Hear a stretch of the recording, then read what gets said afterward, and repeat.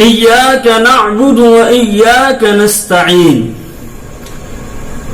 ہم تیری ہی عبادت کرتے ہیں اور تجھ ہی سے مدد مانگتے ہیں۔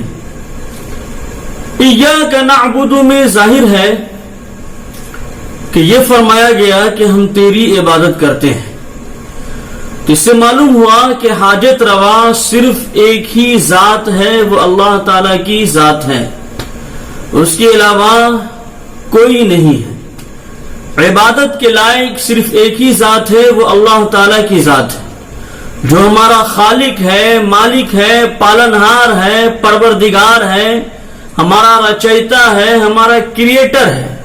تو صرف ایک ہی اللہ کی عبادت اور اسی سے مانگنا، اسی سے سوال کرنا۔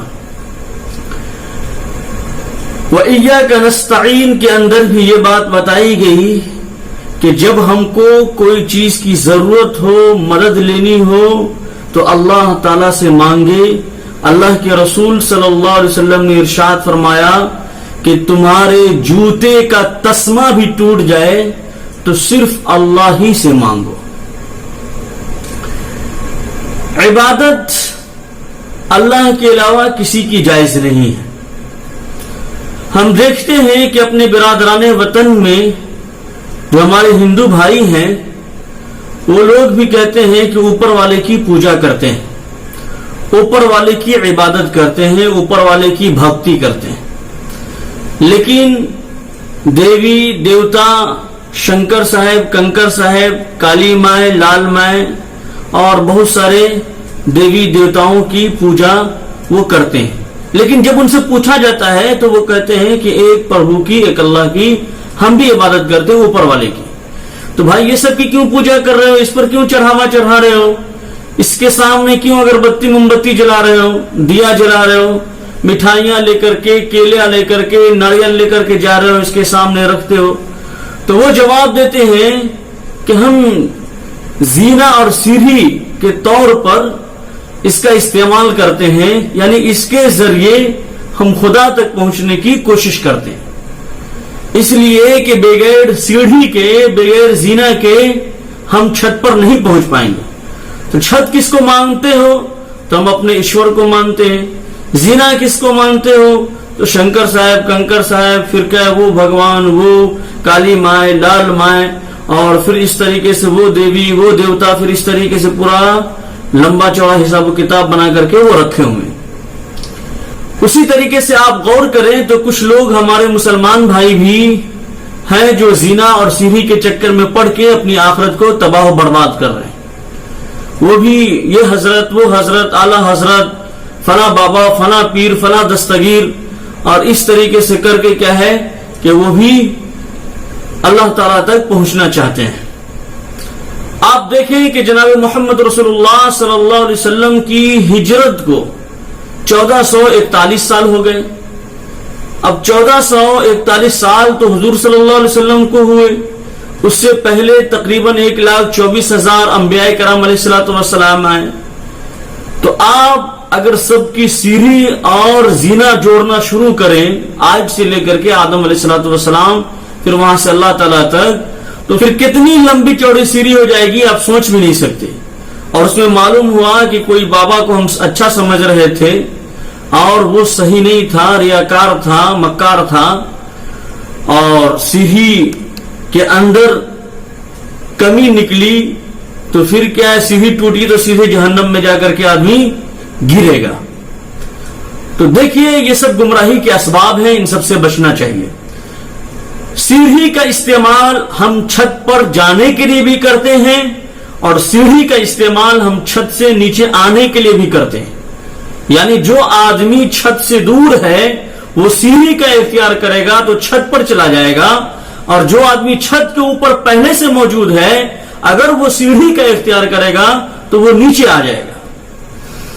اب ہم قرآن کریم سے پوچھتے ہیں کہ ہم لوگ چھت کے اوپر ہیں کہ چھت کے نیچے ہیں؟ آپ دیکھیے سورۃ البقرہ آیت نمبر 186 اور دوسرا پارہ رکوع نمبر 7 اور صفحہ نمبر 7 کے اندر اللہ تبارک و تعالی نے ارشاد فرمایا، وَإِذَا سَأَلَكَ عِبَادِي عَنِّي فَإِنِّي قَرِيبٌ اے محمد صلی اللہ علیہ وسلم میرے بندے آپ سے میرے بارے میں پوچھیں تو آپ کہہ دیجئے فإنی قریب، کہ بے شک تم اللہ کے بالکل قریب ہو، یعنی چھت کے اوپر ہو۔ اس کے بعد آپ سورۃ القاف کی آیت نمبر 16 کو دیکھیں، اس کے اندر اللہ تبارک و تعالیٰ کا ارشاد ہے وَلَقَدْ خَلَقْنَا الْإِنسَانَ وَنَعْلَمُ مَا تُوَسْوِسُ بِهِ نَفْسُهُ وَنَحْنُ أَقْرَبُ إِلَيْهِ مِنْ حَبْلِ الْوَرِيدِ، کہ بے شک ہم ہی نے انسان کو پیدا کیا، ہم ہی نے انسان کی تخلیق کی، ہم ہی انسان کے خالق ہیں، کریٹر ہیں، رچیتا ہیں، اور ہم اس کے شہ رگ سے بھی زیادہ قریب ہیں۔ جو اس کے دل میں وسوسہ پیدا ہوتا ہے، خیال پیدا ہوتا ہے، اس کو بھی ہم جانتے ہیں۔ وَنَعْلَمُ مَا تُوَسْوِسُ بِهِ نَفْسُهُ وَنَحْنُ أَقْرَبُ إِلَيْهِ مِنْ حَبْلِ الْوَرِيدِ، تو گویا کہ اس آیت سے پتہ چلا کہ ہم لوگ چھت کے اوپر ہیں، اللہ تعالی ہم لوگوں کو دیکھتا ہے، ہماری باتوں کو سنتا ہے، جو کچھ کرتے ہیں ہر چیز سے وہ باخبر ہے۔ تو اب ہم زنا اور سری کے چکر میں پڑیں گے تو اللہ سے دور ہو جائیں گے، اس لیے ہم اللہ تبارک و تعالیٰ سے ڈائریکٹ مانگے، اور وسیلہ اور سیڑھی کی ضرورت ہے تو نماز ہمارے لیے سب سے بڑی سیڑھی ہے اور سب سے بڑا وسیلہ ہے۔ نماز پڑھ کر کے مانگے، یا ایھا الذین آمنوا استعینوا بالصبر والصلاۃ، اللہ تعالیٰ سے صبر اور نماز کے ذریعے اللہ تعالیٰ سے مدد مانگے، تو زنا اور سیڑھی کے چکر میں پڑھ کے اپنی آخرت کو تباہ و برباد نہ کرے۔ اب کچھ لوگ اس پر اشکال کرتے ہیں کہ جب ہم بیمار پڑ جاتے ہیں تو ڈاکٹر کے پاس جاتے ہیں، ڈاکٹر سے مدد حاصل کرتے ہیں، گھر جاتے ہیں تو بیوی سے کھانا مانگتے ہیں، بیوی سے مدد حاصل کرتے ہیں۔ تو اصل میں ایک غلط فہمی ہے جس میں لوگوں کو مبتلا کر دیا گیا اور سیدھے سادے لوگوں کو گمراہ کر دیا گیا، یہ بہانہ بنا کر کے۔ ایک چیز ہے ما تحت الاسباب، یعنی اسباب کے تحت ہم کسی سے مدد مانگ سکتے ہیں، کسی سے مدد لے سکتے ہیں اور کسی کی مدد کر سکتے ہیں۔ یہ مدد کرنے کے لیے تو اللہ تعالیٰ نے خود قرآن کریم کے 6 پارے میں ارشاد فرمایا وَتَعَاوَنُوا عَلَى الْبِرِّ وَالتَّقْوَى، کہ ایک دوسرے کی مدد کرو، ایک دوسرے کا ہیلپ کرو، ایک دوسرے کی سمسیا کو دور کرو، ایک دوسرے کی پرابلم کو دور کرو۔ وَتَعَاوَنُوا عَلَى الْبِرِّ، نیکی کے اوپر مدد ہونی چاہیے، اور تقوی کے کاموں میں مدد ہونی چاہیے، پرہیزگاری کے کاموں میں مدد ہونی چاہیے، برائی میں نہیں، شر و فساد میں نہیں، جھگڑا لڑائی میں نہیں، جھوٹ میں نہیں، کبر میں نہیں، غلط کاموں میں نہیں، صحیح کاموں میں ایک دوسرے کی مدد کرنی چاہیے۔ اور یہ مدد تو اللہ کے رسول صلی اللہ علیہ وسلم نے لی، چنانچہ ہے کہ عیسیٰ علیہ السلام نے لوگوں سے کہا، اپنی قوم سے کہا، 28ویں پارے میں سورۃ الصف میں ارشاد ہے من انصاری الی اللہ، کہ کون میری مدد کرے گا، من انصاری الی اللہ، اللہ کے لیے کون میری مدد کرے گا، اللہ کے دین کے لیے کون میری مدد کرے گا۔ تو یہ مدد جو ما تحت الاسباب ہو، اسباب کے ماتحت ہو، تو یہ مدد پسندیدہ ہے، محمود ہے، اور اللہ تعالیٰ کا حکم ہے۔ اس طرح کی مدد حاصل کرنے میں کوئی گناہ نہیں ہے، بلکہ اس طریقے سے مدد حاصل کرنا چاہیے اور ایک دوسرے کی مدد بھی کرنی چاہیے۔ جو مدد شرک ہے وہ ما فوق الاسباب ہے، یعنی اسباب سے اوپر اٹھ کر کے، ظاہری سبب کوئی نہ ہو، اس سے اوپر اٹھ کر کے ہم مدد مانگیں۔ فوت شدہ آدمی سے مدد مانگنا کہ وہ اولاد دے دے، آپ کی پریشانیوں کو دور کر دے اور امتحان کے اندر اعلی نمبرات سے کامیابی عطا کر دے، جو فوت شدہ ہے، جس کا وجود نہیں ہے، جو ختم ہو چکا، ایسے سے مدد مانگنا یہ شرک ہے، یہ ناپسندیدہ ہے۔ ایسے لوگوں کو مشکل کشا، حاجت روا سمجھنا، اس کو نافع اور زار ماننا، اور یہ سمجھنا کہ یہ ہم کو اولاد دے سکتے ہیں، ہماری پریشانیوں کو دور کر سکتے ہیں، تو یہ شرک ہے، اس سے بچنا چاہیے۔ اللہ تعالیٰ سے دعا کرنا بہت بڑی عبادت ہے، ثواب کا کام ہے۔ عبادت کی حقیقت اللہ تعالیٰ کے سامنے اپنی بندگی، اپنی لاچاری، اپنی مجبوری، اپنی پریشانی، اپنی بے بسی، اپنی کمزوری ظاہر کرنا ہے۔ اگر دیکھا جائے تو یہ حقیقت میں دعا پورے طور پر نماز کے اندر بھی پائی جاتی ہے، کیونکہ بندہ اپنے پروردگار کی انتہائی عظمت و بڑائی اور اس کے جلال و کمال کے سامنے جھک جاتا ہے، اپنی بے بسی کا اظہار کر دیتا ہے۔ اس لیے اللہ کے رسول صلی اللہ علیہ وسلم نے ارشاد فرمایا الدعاء مخ العبادہ، کہ دعا عبادت کا مغز اور جوہر ہے۔ اللہ تعالیٰ سب کی دعائیں قبول کرتا ہے۔ اللہ تعالیٰ اپنے بندوں پر بہت مہربان ہے، بہت کریم ہے، غفور رحیم ہے، اور سب کی دعاؤں کو سنتا ہے، جانتا ہے، مانگنے والوں کو عطا فرماتا ہے، خالی ہاتھ واپس نہیں کرتا، اس کی شان کے خلاف ہے۔ ہم اس دنیا میں دیکھتے ہیں کہ کسی سخی آدمی سے، مالدار آدمی سے آپ مانگیں گے، ایک بار مانگیں گے، دو بار مانگیں گے، تین بار مانگیں گے تو وہ آپ سے بھاگنے لگے گا، کٹنے لگے گا اور کہے گا کہ یہ بھکاری ہے۔ لیکن جو آدمی اللہ تعالیٰ سے جتنا مانگتا ہے، جتنا سوال کرتا ہے، اللہ اس سے اتنا زیادہ خوش ہوتا ہے، اور جو اللہ تعالیٰ سے نہیں مانگتا ہے اللہ تعالیٰ اس پر ناراض ہوتا ہے۔ من لم یسأل اللہ یغضب علیہ، اللہ کے رسول صلی اللہ علیہ وسلم نے ارشاد فرمایا جو اللہ سے سوال نہیں کرتا، اللہ سے مانگتا نہیں، اللہ تعالیٰ اس پر غصہ ہوتا ہے۔ اور جو ایک ایک چیز اپنی ہر ضرورت اللہ تعالیٰ ہی سے پوری کرواتا ہے، اللہ تعالیٰ ہی سے مانگتا ہے، تو اللہ تعالیٰ اسے بندے کو اپنا ولی بنا لیتے ہیں اور دوست بنا لیتے ہیں۔ اب دیکھیے ایک چیز کہ لوگ کہتے ہیں کہ میں گناہگار ہوں، میری دعا اللہ تعالیٰ کیسے قبول کرے گا؟ آپ غور کریں کہ جب ابلیس جو سب سے زیادہ گناہگار، نافرمان، بدتمیز، کبر والا، کہ اللہ تعالیٰ کا حکم کو نہیں مانا، آدم علیہ السلام کے سامنے سر تسلیم خم نہیں کیا، سجدہ نہیں کیا آدم علیہ السلام کو، تو اللہ تعالیٰ نے اس کو راندہ درگاہ کر دیا، اس کو بھگا دیا، مردود قرار دیا۔ تو اب وہ اللہ تعالیٰ سے مانگ رہا ہے کہ اللہ تعالیٰ میں قیامت تک زندہ رہوں، میری دعا قبول کر لے، تو اللہ تعالیٰ اس کی دعا قبول کر لی۔ میں بیمار نہ پڑوں، میں تیرے بندوں کو بہکا سکوں، تو اللہ تعالیٰ نے کہا جو میرا خاص بندہ اس کو نہیں بہکا سکو گے، باقی جو تیری پیروی کرے گا، اپنی نفس پر چلے گا، اس کو تم بہکا سکتے ہو۔ پھر کہا اللہ تعالیٰ مجھے اتنی شکتی دے، مجھے اتنی طاقت اور قوت دے کہ میں چوہا بن جاؤں، بلی بن جاؤں، سانپ بن جاؤں، کتا بن جاؤں، بندر بن جاؤں، پگ بن جاؤں، خنزیر بن جاؤں۔ تو اللہ تعالیٰ نے یہ بھی طاقت اس کو دے دی۔ تو جب اللہ تعالیٰ ابلیس کی دعا کو قبول کر لیا تو پھر عام آدمی کی دعا کو، مسلمان کی دعا کو کیوں قبول نہیں کرے گا؟ ضرور قبول کرے گا۔ اس لیے اللہ تعالیٰ سے اپنا رشتہ مضبوط کریں اور اللہ تعالیٰ ہی سے مانگے۔ جو کچھ مانگنا ہے مانگ خالق غفار سے، جو کچھ مانگنا ہے مانگ خالق غفار سے، تیری ہر حاجت روا ہوگی اسی دربار سے، تیری ہر حاجت روا ہوگی اسی دربار سے۔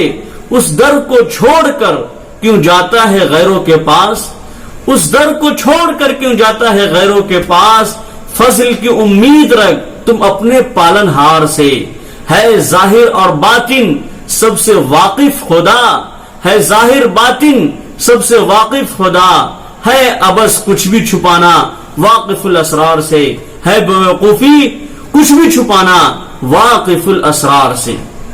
دوستو بزرگوں، بندہ کے سامنے آدمی زبان کھول کے ذلیل ہو جاتا ہے، زبانیں کھول کر بندہ ذلیل و خوار ہوتا ہے، زبانیں کھول کر بندہ ذلیل و خوار ہوتا ہے۔ نکل جاتی ہے خوشبو تو گل بیکار ہوتا ہے، یعنی نکل جاتی ہے خوشبو تو پھول بیکار ہوتا ہے۔ آپ جانتے ہیں کہ اللہ کے رسول صلی اللہ علیہ وسلم کی مجلس میں ایک سب سے غریب آدمی آیا، آج کے دور میں اس سے زیادہ غریب کوئی نہیں ہو سکتا ہے، اور وہ مانگنے لگا، سوال کرنے لگا۔ تو اللہ کے رسول صلی اللہ علیہ وسلم نے فرمایا کہ تمہارے پاس کچھ ہے؟ کہا میرے پاس کچھ نہیں ہے، بس ایک پیالہ ہے اور ایک کمبل ہے، یہی دو سامان ہیں۔ اللہ کے رسول صلی اللہ علیہ وسلم نے فرمایا کہ دونوں کو لے کر کے آؤ۔ 2 درہم میں اللہ کے رسول صلی اللہ علیہ وسلم نے اس کا دونوں سامان فروخت کر دیا، بیچ دیا۔ 1 درہم دیا کہ جا اس کو لے کر کے راشن خرید، چاول آٹا خرید کے اپنے گھر میں دے دے، اور دوسرے درہم کا کلہاڑی لے کر کے میرے پاس آؤ۔ وہ کلہاڑی لے کر کے آیا، اللہ کے رسول صلی اللہ علیہ وسلم نے خود اپنے ہاتھ سے اس میں بیٹ لگائی اور کہا نکل جا جنگل میں 15 دن تک تقریباً فرمایا کہ 15 دن تک مجھے نظر نہ آنا, لکڑیاں کاٹنا بازار میں لا کر کے بیچنا. وہ جاتا ہے, محنت کرتا ہے, مشقت کرتا ہے, اس کے بعد 15 دن کے بعد آتا ہے, جیب کے اندر بھی پیسہ رکھے ہوا ہوتا ہے اور اپنے گھر پر بھی راشن وسن دے کر کے آتا ہے, نیا کپڑا پہن کر کے آتا ہے. تو اللہ کے رسول صلی اللہ علیہ وسلم نے ارشاد فرمایا کہ تم دوسروں سے مانگتے تو تمہارے چہرے میں داغ دھبا ہوتا قیامت کے دن. اس لیے محنت کرو, مزدوری کرو, ہارڈ ورک, سخت محنت کرو. محنت کرنے والوں کے ساتھ اللہ تعالیٰ کی مدد ہوتی ہے.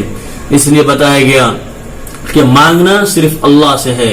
ہر چیز مسبب الاسباب سے مانگو, منت سے, خوشامد سے, ادب سے مانگو. ہر چیز مسبب الاسباب سے مانگو, منت سے, خوشامد سے, ادب سے مانگو. کیوں غیر کے آگے ہاتھ پھیلاتے ہو؟ تم تو بندہ ہو رب کے, صرف رب سے مانگو. تم تو بندہ ہو رب کے, صرف رب سے مانگو, دوسرے کسی سے نہیں مانگنا ہے.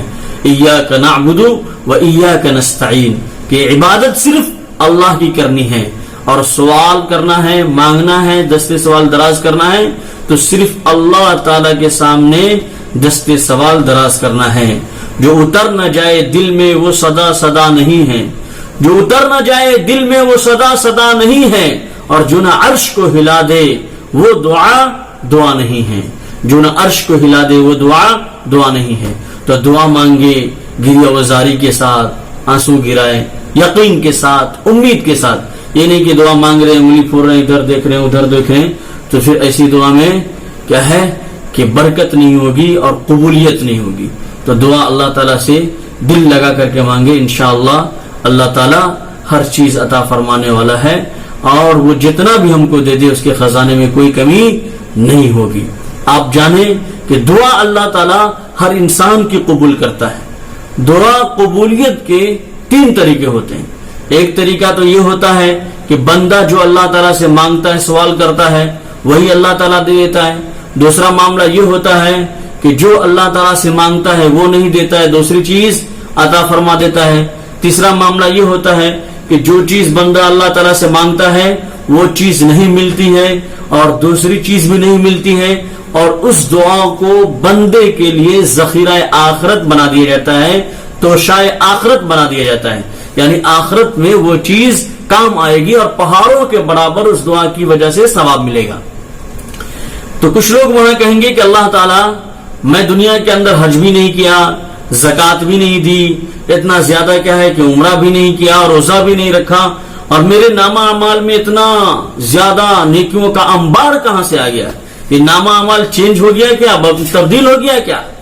تو اللہ تعالیٰ کہے گا نہیں میرے بندے, تم نے دنیا میں مجھ سے فلاں چیز مانگی تھی, میں نے نہیں دیا تھا, فلاں چیز کی مانگی تھی, نہیں دیا تھا, اس کے بدلے میں یہ نیکیاں ہیں, یہ اجر ہے, یہ ثواب ہے. تو دوستو بزرگوں, اللہ تعالیٰ اگر ہمارے حق میں بہتر سمجھتا ہے تو عطا فرما دیتا ہے. جیسے میرا بچہ ہے, اگر وہ مجھ سے مانگتا ہے چاکلیٹ, ہم جانتے ہیں کہ چاکلیٹ اس کو نقصان نہیں کرے گا تو ہم اس کو دے دیتے ہیں. اس کو سردی ہو گئی, بخار لگا ہوا ہے, چاکلیٹ اس کو نقصان کرے گا, کیلا مانگ رہا ہے تو ہم اس کو نہیں دیتے ہیں, اس کے بدلے میں کوئی دوسری چیز دے دیتے ہیں. اسی طریقے سے کوئی بچہ چاقو مانگے, بلیڈ مانگے کہ ہم کھیلیں گے, کاٹیں گے, تو وہ ہاتھ کاٹ لے گا, ہم سمجھتے ہیں اس کے لیے نقصان دہ ہے, فائدہ مند اس کے لیے نہیں ہے, تو ہم نہیں دیتے, اس کی جگہ دوسری چیز دے دیتے ہیں. تو اسی طریقے سے اللہ تعالیٰ دیکھتا ہے کہ میرے بندے کے حق میں یہ چیز بہتر ہے تو دے دیتا ہے, اور وہ دیکھتا ہے کہ میرے بندوں کے لیے یہ چیز بہتر نہیں ہے تو دوسری چیز عطا فرماتا ہے, اور دیکھتا ہے کہ دوسری بھی چیز کے لیے بہتر نہیں ہے, آخرت میں اس کے لیے رکھ دیا جائے تو وہ ذخیرہ آخرت بنا دیتا ہے اور توشائے آخرت بنا دیتا ہے. اس لیے اللہ تعالیٰ سے خوب مانگے, خوب مانگے, اور ہر ضرورت کی چیز مانگے. تیرے کرم سے اے کریم کون سی شے ملی نہیں, تیرے کرم سے اے کریم کون سی شے ملی نہیں, جھولی ہی میری تنگ ہے تیرے یہاں کمی نہیں, جھولی ہی میری تنگ ہے تیرے یہاں کمی نہیں. ایاک نعبد, اور عبادت دیکھیں, پھر عبادت صرف نماز روزے کا نام نہیں ہے. امام غزالی رحمت اللہ علیہ نے اپنی کتاب اربعین میں عبادت کی 10 قسمیں لکھی. نماز, زکات, روزہ, حج, تلاوت قرآن, ہر حالت میں اللہ کا ذکر کرنا, حلال روزی کے لیے کوشش کرنا، پڑوسی اور ساتھی کے حقوق کو ادا کرنا، لوگوں کو نیک کاموں کا